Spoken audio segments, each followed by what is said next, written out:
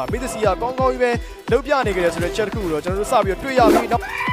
Sam Cheese မမို dash တွေပြီးထားခဲ့မယ်တော့လည်းပြန်ထွက်ခဲ့တဲ့ခိုင်းတဲ့တစ်ခုမှာတော့ The Prince Elita ပြန်ပြီးတော့ fallback Roscoe မတရား Fally တော့ဘာကလည်းဟန်ပြန်သွားပြီးတော့ကြိုးစားရပြ Banyans တွေအောက်မှာရင်ချထိန်းတာတော့ကောင်းတယ် Immortal right time slash တွေတော့လွဲနေရပြရင်းနှီးကောပြန်ပြီးတော့ထွက်ခဲ့တဲ့ခိုင်းတဲ့ damage တွေကြားမှာ King Flash Immortal ပြန်ပြီးတော့ down တယ် Tornado Phone တွေအောက်မှာဘာကလည်း Massy Cloud Fish တွေမှာ Kanzi ကိုထပ်ပြီးတော့ထိန်းထားတယ် Winner Crown ပြန်လာလေးထပ်ပြီးတော့ကဲ Backline အောက်မှာဘိုရဲထပ်ပြီးတော့ဆွဲနေခဲ့တဲ့အချိန်တွေမှာဘိုရဲရော Kanzi ရောပြန်ကြားခဲ့တယ်ဗျ Cloud Fish အောက်မှာ Sam Cheese လွတ်မြောက်နေစေပဲဒီကိုလည်းပြန်ပြီးတော့ဆွဲခိုနေခဲ့တဲ့ခိုင်းတဲ့မှာကြံရှိနေခဲ့တဲ့အလီတာဘိုင်ဝန်းနဲ့သွားပြီးတော့မိနေသေးရဲ့နောက်မှလည်းရင်းနှီးကောင်အတော်လေးသွေးကိုင်းနေခဲ့တဲ့အချိန်တွေမှာတစ်ဖက်ကလည်း Sam Cheese ပြီးသေးဘူးဗျ Trap Arrow တွေအောက်မှာ Immortal ပြန်ပြုတ်ဖို့တော့များနေတယ်တောက်ချောက်ဆိုလို့ Mystery Stand တွေမှာအလီတာပြုတ်ခွဲထားရတယ်ပဲ Full over instant နဲ့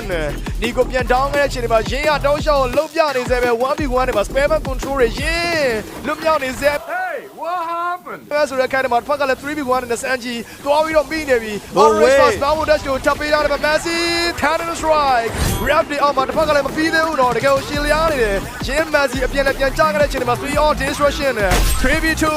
shut down KO by Sam Cheese ပြန်ကြားခဲ့တဲ့အချိန်တွေမှာတစ်ဖက်ကလည်းဟန်ပြန်ပြီးတော့ထွက်ခဲ့သေးတယ်ဆိုရင် blink တကောင်